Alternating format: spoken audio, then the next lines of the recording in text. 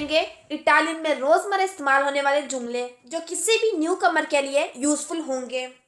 So let's get started. पहला लफ्ज है नो। नो इसका मतलब है नहीं। ये वो लफ्ज है जो हर जुबान में इसे बोला जाता है और इसका मतलब भी सेम है। सेकंड लफ्ज है सी।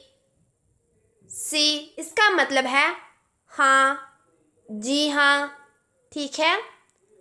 अगला लफ्ज है फोर्से।